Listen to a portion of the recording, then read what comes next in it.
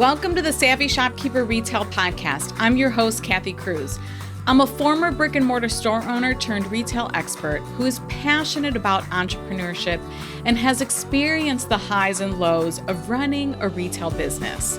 Whether you're a seasoned retail veteran or an aspiring store owner, consider me your guide on this store owning journey.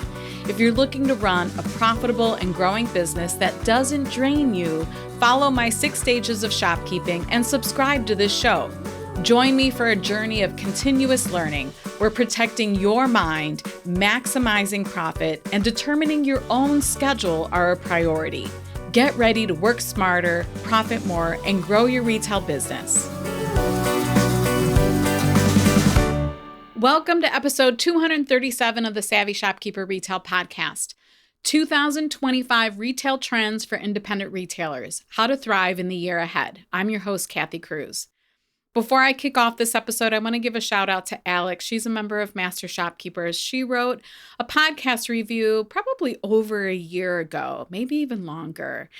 And the reason I want to give Alex a shout out is for several reasons. I'm kind of revisiting the idea of mentioning some of you because community means a lot to me, and the reviews that you share and the way you show up in the group means a lot to me. And Alex wrote this review. It was titled Binge-Worthy and Packed with Useful Information. Alex owns Island Life. It's on Bainbridge Island in Washington. And I just really appreciate the way Alex shows up in the group. When she does show up on calls, in classes, she's always prepared to ask questions that sometimes challenges me to think of, what's the best way to help her and her business or answer the question for all group members. I just really love the way she shows up in the sense of her appreciation for the membership, her appreciation of me. So I just want to return that to her, I guess, because I really appreciate her too. I appreciate so many people in the group. But when somebody shows up the way Alex does, it's worth mentioning. And I plan on doing this a lot more in future episodes. So let's go ahead and get started on episode 237. I went back to find my episode where I shared 2024 trends, and I realized I don't think I published it. So I did publish some related episodes about what 2024 would look like, or some of the things that I was enjoying, like episode 203. That was the one where I shared the entrepreneurial TV shows that were inspiring me. Or episode 195, Do Election Years Affect Retail Sales?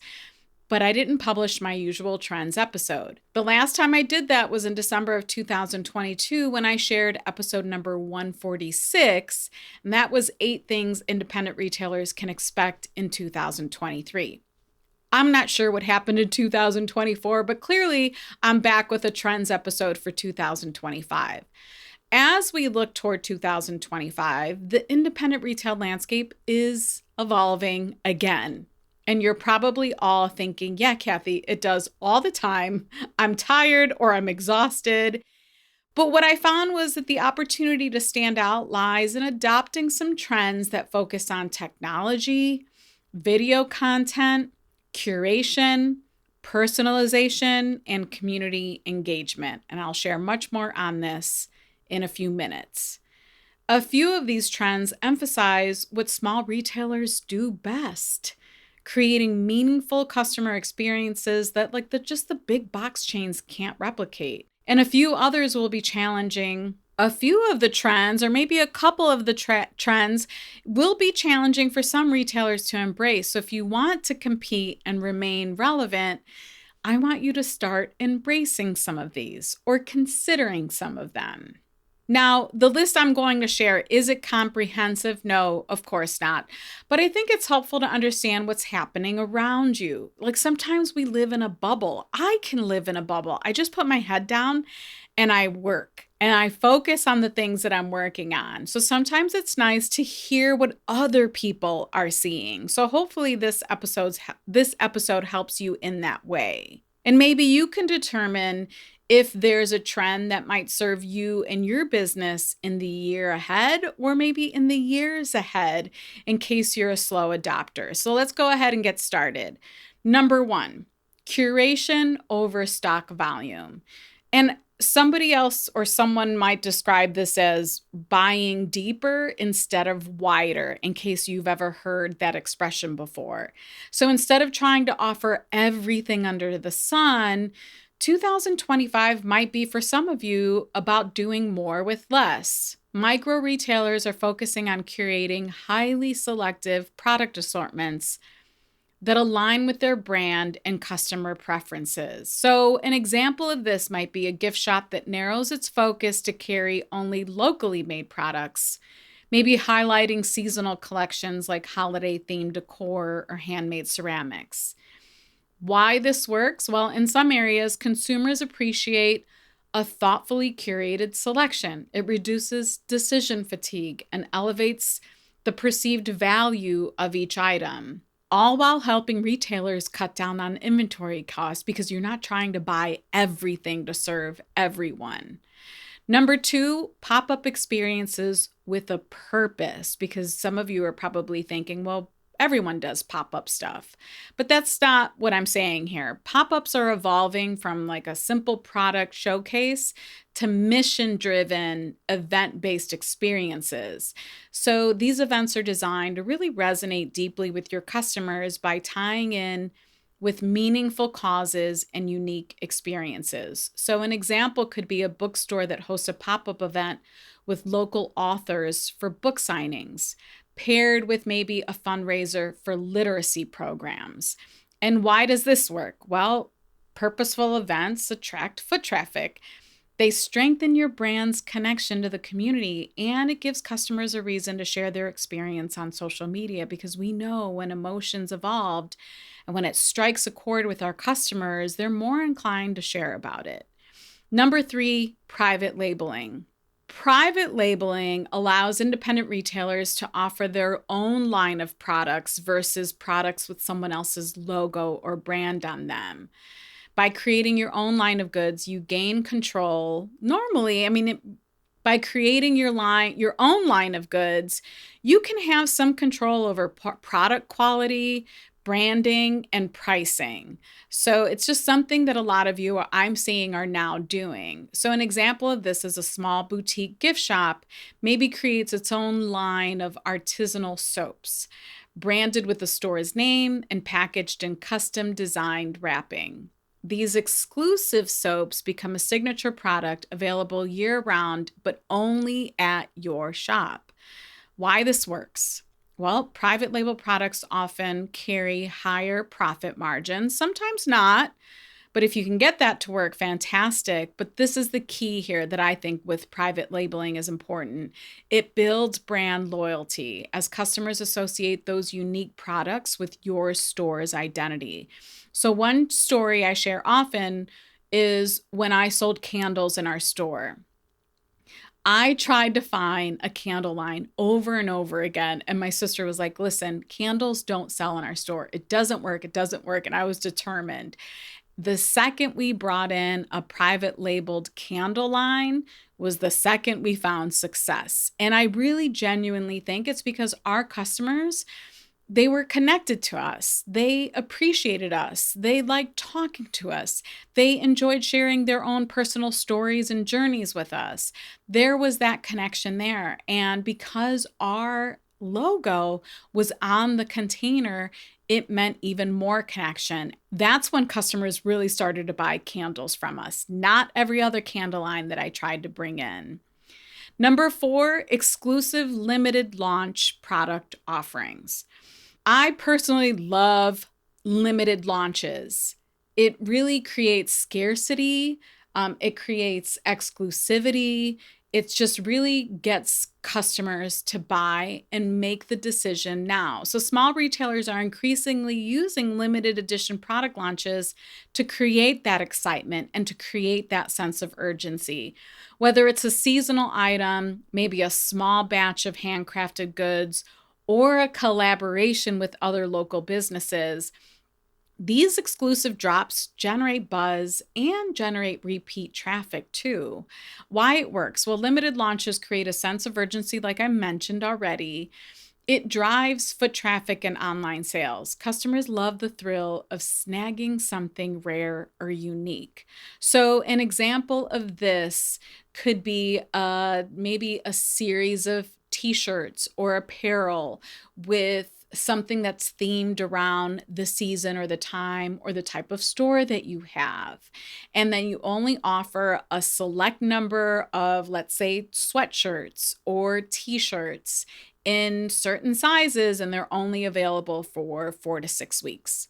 Or maybe even shorter until it sells out. Like once you start to gain momentum with something like this, it can really grow and you can do this more consistently, and your customers will get familiar with it and they will know that they have to grab the offer while they can. This episode is brought to you by my free resource, Tools of the Retail Trade Resource Guide, a 28-page downloadable resource filled with software, tools, and equipment recommendations just for brick and mortar retail store owners. Learn what I use and what other store owners are using. Visit savvyshopkeeper.com/resources. That's savvyshopkeeper.com/resources and sign up for my newsletter to get the guide. Number 5 is hyper-personalization via omnichannel retail. And you're probably thinking, what the heck does that mean, Kathy? Even as I read it. But it was the best way for me to title this one. So personalization continues to be a pretty big focus. In 2025, we'll see even more tools available to help small businesses tailor their customer interactions. And when I say personalization, it's like even personalization on products. Like you see more engraving machines, 3D machines, monogramming, things like that, where the actual product can be personalized. But here I'm specifically talking about personalizing the experience because you have omni-channel retail set up in your business. So here's an example. An independent bookstore uses customer purchase history to send tailored email recommendations and geo-targeted text alerts about local author events or maybe books that are coming into the store that are new in stock. We talked a lot about this in the retail email bootcamp that I did in 2024 in Master Shopkeepers. Well, how can you utilize your email platform to start to serve your customers in a really unique and personalized way? And this works because that personalization strengthens customer loyalty because you're delivering relevant, timely experiences across maybe multiple touch points, meaning you're sending an email, and if they subscribe to your text alerts, maybe they're also getting that. But maybe they're not getting flooded with a bunch of general emails and information. It's information that's specific to them. So I mentioned email marketing, but you can also do this with certain parts of your point of sale system because that has customer insights. You can start to build this by utilizing the text marketing technology that's out there. There are several ways that you can do this. And I don't know the number of the podcast episode on omnichannel retail. We'll link it in the show notes. But if you're wondering what omnichannel retail means, it means that all of those systems, your email, your loyalty program, your point of sale, your e-commerce, your text messaging, if you offer that, everything is connected. So it just makes it easier to communicate and personalize that level of experience, or that personalize the experience for your customer. Okay, enough on that. You get the gist. Number 6, subscription models.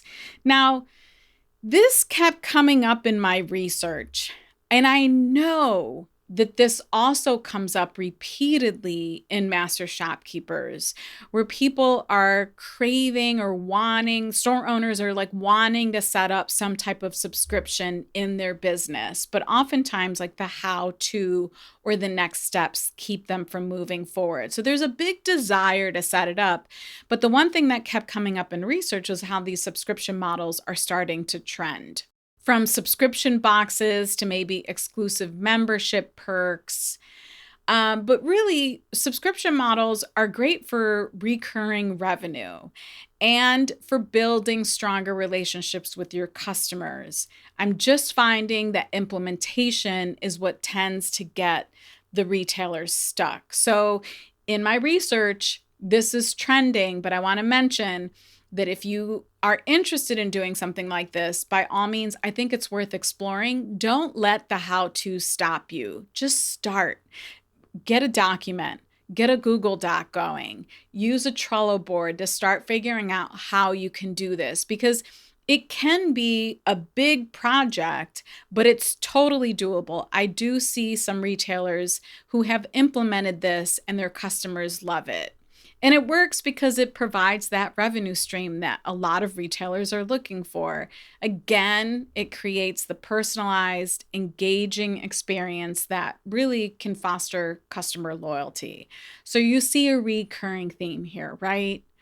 We're moving on to number 7, AI tools for efficiency and content creation. Artificial intelligence is really transforming how small retailers are managing and running their businesses, particularly when it comes to improving efficiency and streamlining day-to-day tasks. Now, I feel like oftentimes when I'm reading about artificial intelligence, they're talking about how it can automate things for you. I'm not quite there yet in terms of the automations, but I am definitely there in terms of how AI, a tool like ChatGPT, can cut hours out of your week by writing things for you. Maybe it's an email. And I've talked about this in my ChatGPT guide for retailers, which we will also link in the show notes. But doing things like crafting an email for you because you need to respond to a customer who maybe is unhappy, replying to another small business owner who wants to collaborate with you, and maybe it's a no and you're not quite sure how to say no.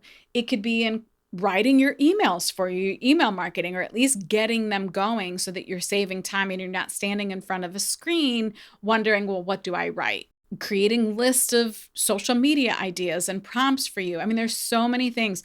Writing a job description. I can go on and on and on. Retail store owners spend way more time writing than they realize. And sometimes the writing will keep them from taking action because they'll say, I don't know what to say. Well, AI is eliminating that. It easily can provide you with a starting point. Content creation, strategic support in terms of like your marketing strategies. It's so many things that it can do.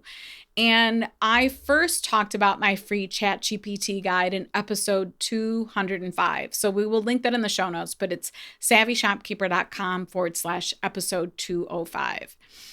Why is this working for retailers? Well, it's offloading some repetitive tasks where you can focus more on customer experience and business growth. Like for me, that administrative stuff or the routine stuff or telling myself I'm stuck on writing something, this eliminates all of that. It just makes it so much easier. Number 8, short form video content. And I've talked about video plenty of times on this podcast before, and I know a lot of you cringe around video content, but short form video content is still ruling. It just dominates social media and on almost all the platforms. It seems to be offering one of the best returns on investment for small businesses. And when I say ROI, I'm not just talking about throwing money at it. I'm talking about ROI in terms of time. So this is something that you want to build on, right? Like if you're like me and I go to create a reel or I go to create video content, I feel like it takes me forever. And I just tell myself, just keep doing it because you're going to get faster. You're going to get better at it. But platforms like TikTok, Instagram Reels, and even YouTube Shorts, if you're creating any kind of educational content, they do make it easy to create quick, and I'm using quick in quotations because I even feel like sometimes it takes me too long, engaging content that connects with your audience. And why it works? Because video content's really highly shareable. I share a ton of short video content with my sister all the time. Hilarious stuff, sometimes helpful stuff, sometimes things that we want to buy. It's just so shareable, and you're going to get a lot more traction in terms of growing your social media followings the more people share. And that's what you want to create. It really helps showcase your brand's personality and keeps your store top of mind with your audience and a potential new audience. You want new people to find you. Now, I have two more trends that I want to share that I feel are continuing and or gaining momentum. And I guess short form video content could have been included in that. But number 9 is a focus on sustainability. This one has been growing and gaining momentum over the years, and it's still very strong. So consumers are increasingly eco-conscious, and independent retailers are stepping up by adopting some sustainable products and practices.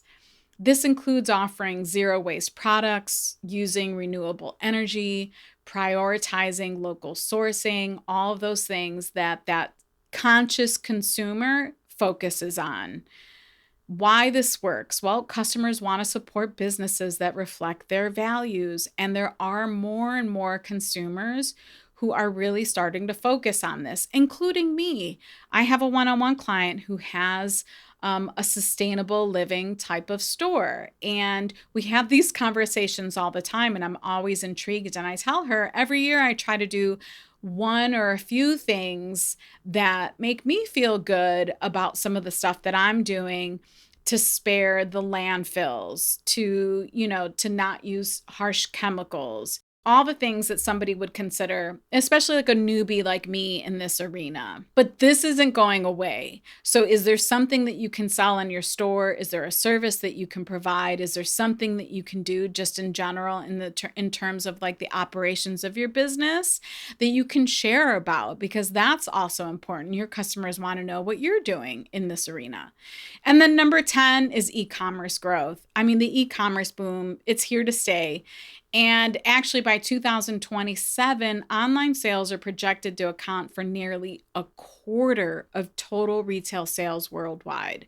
We will link the source for that in the show notes. But what's important here is that sentence says by 2027. So we're about 2 years away from that.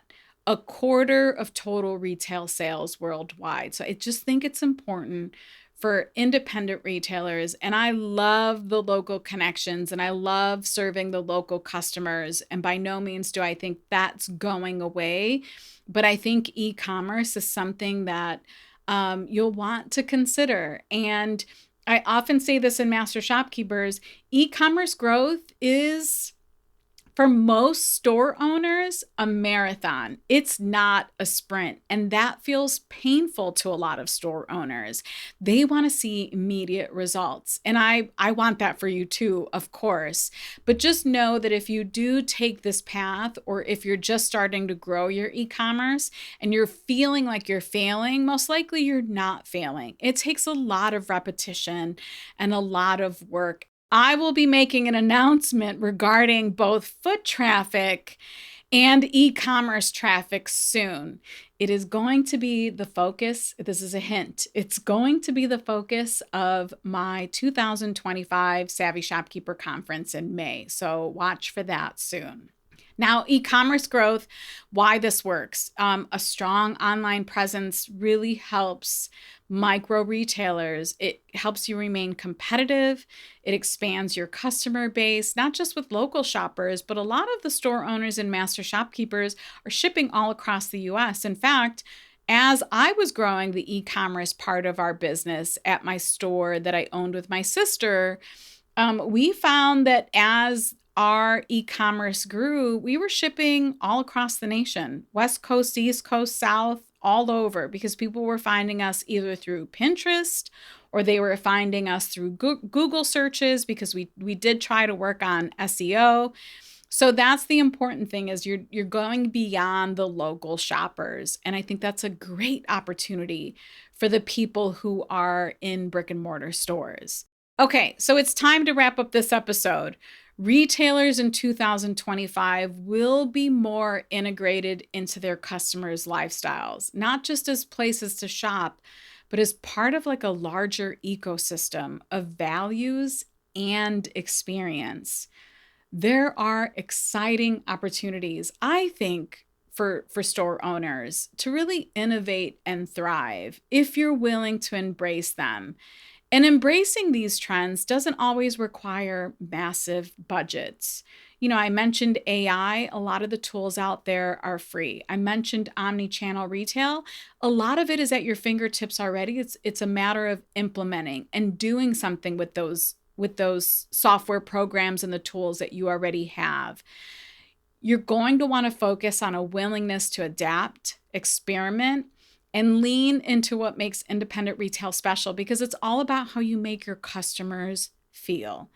If you want to see the show notes to this episode or find links to anything I mentioned, you'll visit my blog at savvyshopkeeper.com/episode 237.